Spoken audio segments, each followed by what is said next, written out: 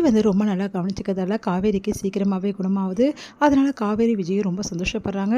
காவேரி வந்து நைட் டைமில் வந்து உள்ளே இல்லாமல் அவங்களுக்கு வந்து உடம்பு வந்து ரணமாக இருக்குதுன்னு சொல்லிட்டு வெளியே கூட்டிகிட்டு போயிட்டு அழகாக வந்து அவங்கள பார்த்துக்கிறாரு விஜய். இதனால் காவேரி விஜய் ரொம்ப நேரம் வந்து பால்கனியில் உட்காந்துட்டு பேசிட்டு சந்தோஷப்பட்டுட்டு இருக்காங்க. அடுத்த நாள் காவேரிக்கு குறைய ஆரம்பிக்குது. தொடர்ந்து வந்து காவேரி நல்லா பார்த்துக்கிறதால சீக்கிரமாகவே காவேரிக்கு குணமாயிடுது. இதனால் காவேரி மனசு வருத்தப்படுறாங்க. விஜயை விட்டு பிரியறது யோசிச்சுட்டு அடுத்து வந்து வீட்டில் வந்து தலை குத்திட்டு வீட்டுக்கு வந்துடுடின்னு சொல்லிட்டு அவங்க அம்மா சொல்லிட்டு போகிறதால காவேரியும் வேறு வழி இல்லாமல் வந்து அவங்க வீட்டுக்கு போகிறாங்க. விஜயும் வந்து காவேரியை விட்டு போக மனசு இல்லாமல் வந்து 2 பேருமே பிரிஞ்சு போகிறாங்க. இந்த சூழ்நிலை விஜய் என்ன பண்ணுறாரு, எப்படியாவது அந்த பசுபதி வந்து பிடிக்கணும் அப்படின்னு சொல்லிட்டு யோசிச்சுட்டு இருக்காரு. அடுத்து வந்து விஜய் வந்து கால் பண்ணுறாரு காவேரிக்கு. காவேரி நேராக வந்து ஹாஸ்பிட்டலுக்கு வா அப்படின்னு சொல்லிட்டு காவேரி வந்து எதுக்குங்க அப்படின்றாங்க. இல்லை காவேரி, குழந்தை இப்போ எப்படி இருக்குன்னு சொல்லிட்டு அப்பாயின்மெண்ட் வாங்கியிருக்கேன், குழந்தை எப்படி இருக்குன்னு நம்ம பார்க்கணும்ல அப்படின்னு சொல்லிட்டு சொல்கிறாரு. இங்கே வர வேணாங்க, நான் போகிறேன் அப்படின்றாங்க. அதெல்லாம் முடியாது காவேரி, நான் எப்படியாவது வந்து தீருவேன், எனக்கும் குழந்தை எப்படி இருக்குன்னு தெரிஞ்சுக்கணும் அப்படின்னோடனே சரிங்க அப்படின்றாங்க. அதன்படி 2 பேருமே வந்து ஹாஸ்பிட்டலுக்கு போகிறாங்க. விஜய் வந்து யாருக்கும் தெரியாமல் வராரு.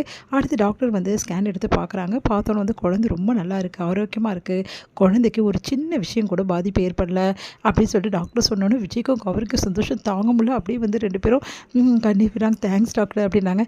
இதுக்கெல்லாம் காரணம் உன் புருஷன் தான்மா, அவர் உன்னை நல்லா ஹஸ்பண்ட் பார்த்துக்கிறதால தான் இந்த அளவு உனக்கு க்யூர் ஆயிருக்கு. அவர் என்கிட்ட எல்லா விஷயத்தையும் வந்து கேட்டார். காய்ச்சல் வந்தால் வந்து குழந்தைக்கும் பாதிப்பு ஏற்படும் அப்படின்னு சொல்லிட்டு நான் சொன்னேன். அதையும் வந்து அவர் கேட்டுட்டு உங்ககிட்ட சொல்லக்கூடாதுன்னு சொன்னார், உனக்கு தைரியம் கொடுக்கணும்னு சொன்னார். இந்த மாதிரி ஒரு ஹஸ்பண்ட் கிடைக்க நீ கொடுத்து வச்சுருக்கணுமா அப்படின்னு சொல்லிட்டு சொன்னோன்னே சந்தோஷம் தாங்க முடியல காவேரிக்கு. அப்படியே விஜயை பார்த்து கண்ணீர் வெடிக்கிறாங்க. அப்படியே காவேரி வந்து விஜயை பார்த்து தேங்க்ஸுங்க அப்படின்றாங்க. இதுக்கு எதுக்கு தேங்க்ஸ், இல்லை எனக்கு வந்து பேனிக் ஆகாமல் என்னை பார்த்துருந்தீங்கல்ல, குட்டி பாப்பாவை என்னோட நீங்கள் தாங்க நல்லா பார்த்துக்கிட்டீங்க அப்படின்னு சொல்லிட்டு அவ்வளோ சந்தோஷப்படுறாங்க. காவேரி நம்ம குழந்தைடி, நம்ம பார்த்துக்க மாட்டோமா அப்படின்னு சொல்லிட்டு இருக்காரு. சரி, இதுக்கப்புறம் எந்த பிரச்சனையும் இல்லை, குழந்தை நல்லா இருக்குது, சொல்கிறபடி வந்து ரெகுலராக வந்து டேப்லெட்ஸ் எல்லாமே கண்டினியூ பண்ணுங்கள் அப்படி சொல்லிட்டு டாக்டர் சொல்லி அனுப்புகிறாங்க. இங்கே வந்து காவேரி விஜயும் வந்து வெளியே வராங்க. வெளியே வந்தோன்னே காவேரி வந்து அப்படியே விஜயை கட்டிக்கிறாங்க. உடனே வந்து சரி காவேரி, பத்திரமா வந்து இருக்கணும் புரியுதா இதுக்கப்புறம் அப்படின்னு சொல்லிட்டு இருக்காரு. சரிங்க, இதுக்கப்புறம் என்ன பண்ண போகிறீங்க அப்படின்னோடனே வேறு என்ன, நான் வந்து அந்த பசுபதியை தேடி கண்டுபிடிப்பேன், கண்டிப்பாக அந்த பசுபதி கிட்டே எல்லா உண்மையும் வாங்குவேன்.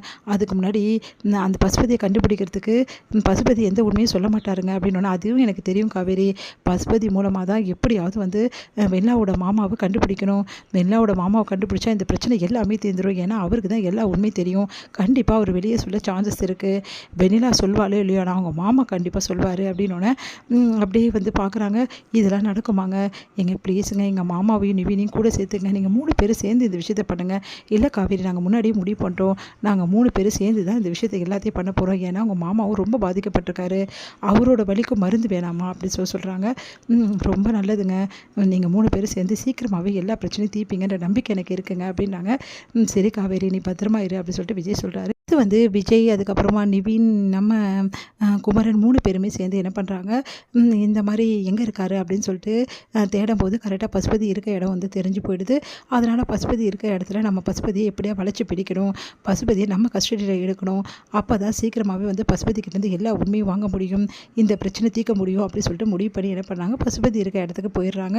கரெக்டாக விஜய் வந்து பசுபதி வந்து தாக்க ஆரம்பிக்கிறாரு. கூட சேர்ந்து 2 பேருமே வந்து கையை கட்டி அப்படியே வந்து 2 பேருமே என்ன பண்ணுறாங்க, நம்ம பசுவை வந்து அழகாக வண்டியில் ஏற்றுறாங்க.